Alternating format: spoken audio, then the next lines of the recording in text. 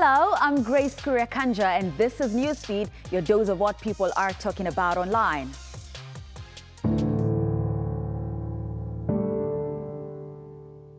Hey everybody, my name is Adir from the 99th Division.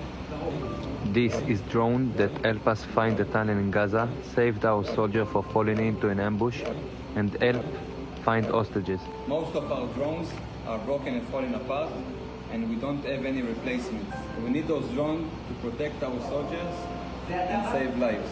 We want to go back home safe, and we need your help to help us.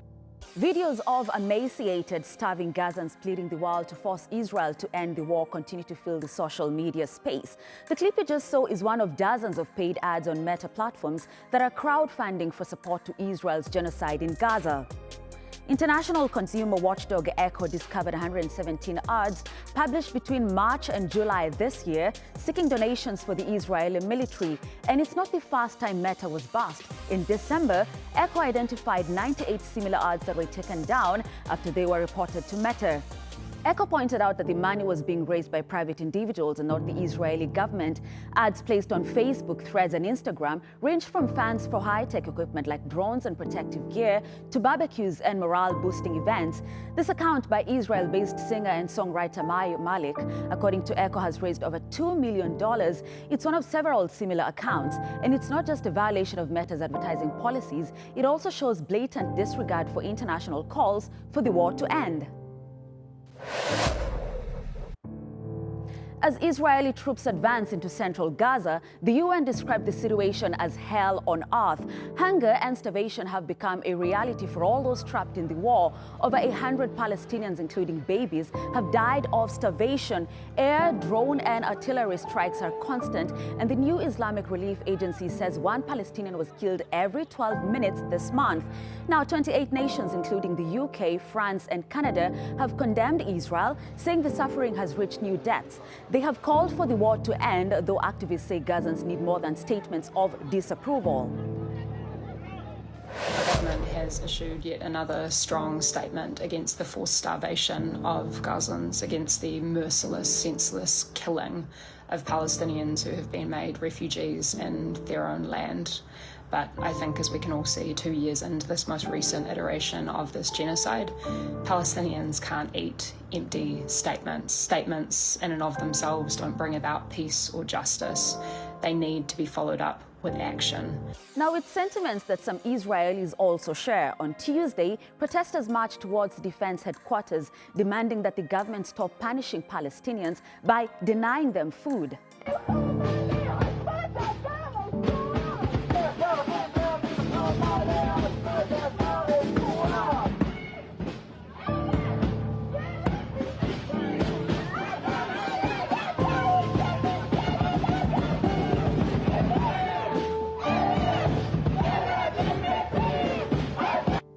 We are marching now in Tel Aviv, holding bags of flour and the pictures of these children that have been starved to death by our government and our army. We demand to stop the starvation in Gaza. We demand to stop the annihilation of Gaza. We demand to stop the daily killing of children and innocent people in Gaza. This cannot go on. We are Israelis, and this does not serve us. This only serves the Messianic people that lead us to our demise, because if all the Gazans will be annihilated, we will be annihilated. We cannot agree with starvation. We cannot agree with death and killing. We must do something. So we call from here to people to just refuse to enter Gaza, refuse to serve this death and annihilation. This is the only possible answer right now. While the powerful and deep-pocketed Jewish lobby continues to block efforts to reign in Israel, Belgium took a bold step against soldiers attending a music festival. A historic precedent has just been set in the fight to bring Israeli war criminals to justice. Belgian authorities arrested and interrogated 2 Israeli soldiers attending the Tomorrowland festival following an urgent legal complaint filed by the Hind Rajab Foundation and the Global Legal Action Network. Although they were released after questioning, the Belgian prosecutor has confirmed that a formal criminal investigation is now underway. For the first time in Europe, Israeli suspects linked to war crimes in Gaza have been arrested and interrogated. This is a clear warning. Impunity is crumbling and justice is catching up. Thanks to growing public pressure, states are being forced to reckon with their legal duties on international law. That pressure has to intensify. Belgium now has to carry a full independent investigation, and other states in Europe have to follow their example. And to all war criminals and their enablers, remember this: justice may be slow, but it's coming. Whether you're planning a weekend getaway or a full-blown adventure, ChatGPT might soon be your smartest travel agent. OpenAI just launched its agent mode, which could act like a real-world assistant. With this new feature, ChatGPT can browse the web, run code, log into websites, and analyze files. What's particularly important for regular travelers is that it can handle complete bookings with permission. Now, people can use the app as a personal concierge to custom travel planning and itinerary creation, complete with maps and bookings. OpenAI also suggests that travel agents could use the agent to compare packages, generate promotional content, or even create newsletters. But the mode is only available in selected countries for now, such as the US, the UK, and Canada. While travelers are turning to AI for help planning budget-friendly getaways, transport companies are also using technology to keep up. One of them is Delta Airlines, which is using smart technology to change how it sets ticket prices. With the help of AI, Delta can guess how much each passenger is willing to pay and charges them accordingly. By the end of this year, the airline plans for 20% of its ticket prices to be based on this individual pricing strategy. Do not need a frequent flyer account for these airlines to build a profile on you. That's the thing. Every airline ticket that you have ever purchased has your name and date of birth on it, which is more than enough for the airline to identify, all of the flights that you've taken in the past and group them together to start building your profile. What this AI tool lets them do is do this at a large scale. Now they can go back to decades worth of flight information and start doing deeper analyses on patterns, doing more complex analysis on each individual person, which before was much more cost intensive to do. So if you as an individual person usually buy flights to Kansas City around Thanksgiving or Christmas, it's safe to assume that you probably have family in that area. And so later, if you try to buy a ticket super last minute to Kansas City, it's probably some sort of emergency or some sort of family thing, and they will jack up the price is already going to be high because it's last minute. Now it's going to be even higher because they assume that it's an emergency and you have no choice but to go, and they're going to capitalize on that. And it's not just Delta. Every airline has this information. Every ticket that you have ever purchased has your name and your date of birth on it. The AI program behind Delta Airlines' new pricing model was developed by Israeli tech firm Fetcher. It customizes fares in real time, tailoring prices to individual passengers and specific flight details.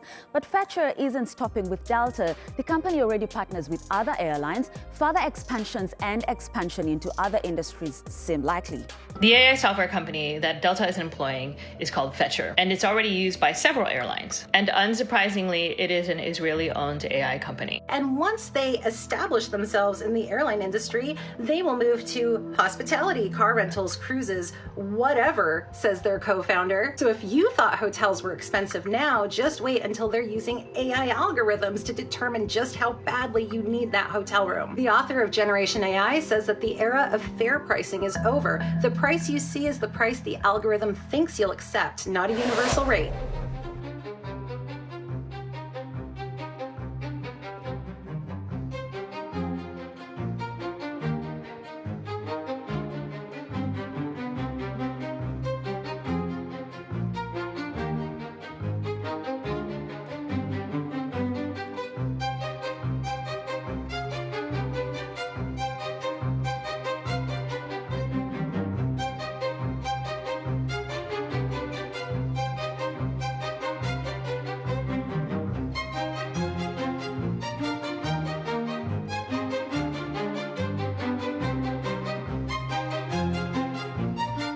Staying with AI altering reality, President Donald Trump shared that AI-generated video showing former President Barack Obama being arrested in the Oval Office. Trump accuses Obama of treason, a crime punishable by death, alleging he plotted to lead a coup against him during his first presidency. He links Obama to the alleged Russian 2016 election meddling. Trump was referring to an 11-page report released by the Director of National Intelligence, Tulsi Gabbard, who claimed to pass evidence of what she terms as a treasonous conspiracy. Barack Hussein Obama is the ringleader. Hillary Clinton was right there with him, and so was Sleepy Joe Biden. And so were the rest of them. Comey, Clapper, the whole group. And they tried to rig an election, and they got caught. And then they did rig the election in 2020. And then because I knew I won that election by a lot, I did it a third time, and I won in a landslide. Every swing state won the popular vote. But I won that all the same way in 2020. And look at the damage that was caused. Now, in a rare response, President Barack Obama didn't stay silent and fired back. Out of respect for the office of the presidency, our office does not normally dignify the constant nonsense and misinformation flowing out of this White House with a response. But these claims are outrageous enough to merit one. These bizarre allegations are ridiculous and a weak attempt at distraction. Social media users are outraged for many reasons. Firstly, they say it humiliates America's first black president. They disapprove of him kneeling in the Oval Office, being restrained by policemen. And of course, a black man behind bars in orange overalls perpetuates racist stereotypes in the US. Many have also said that Trump is going after Obama to deflect from the heat he's facing from his party over his reluctance to release the files of convicted sex offender Jeffrey Epstein. A black man being intelligent and being the president must have struck so much fear into the white folks' heart, because that's all they talk about. He said Barack Obama was the yo, I can't. This can't be real. This can't be real. And in the coming week, he's going to throw every black person he can at y'all because he knows y'all racist. He's going to throw every conspiracy theorist at y'all because he knows he can distract you, but not those Epstein files, I guarantee you that. Just let this be known now, once again in American history, racism, once again, did not just destroy only one group of people, but it also destroyed you. The rivalry between Gen Z and millennials is alive and well, with both generations exchanging playful digs on social media. While millennials are known for their selfie poses and love of smashed avocado on toast, Gen Z brings their stare to the table. This infamous stare, a deadpan, expressionless look that many Gen Zers are known for, has become a focal point in this ongoing clash, sparking plenty of discussions and trends on TikTok. This is the Gen Z stare everybody's talking about.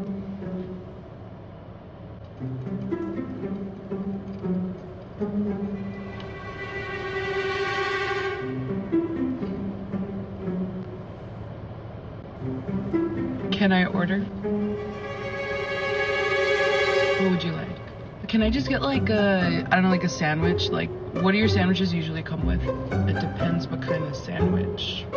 Gonna tell Gen Z that the stare we're talking about is not the one that everyone under the age of 40 gives a boomer. We're talking about the stare when anyone tries to have just a normal human interaction with you, like in the flesh, and you guys freeze the f up. Gen Z does that for mandatory small talk. Obviously, it's not always. It's not ridiculous responses to ridiculous questions. It's just responses to initial greetings. That things that are like, hello, hi, how can I help you? What are you doing here? Do you need help with this ticket? It's the fact that we have had a whole sector of the population who no longer is able to have basic human engagement skills. They no longer know how to speak to each other, and therefore they stand there like an NPC and wait for the other person to start or end the conversation. This is not a conversation. Go outside. Meet a person. I beg you. And that's our show. Find our latest stuff on YouTube and do subscribe to our channel. See you soon.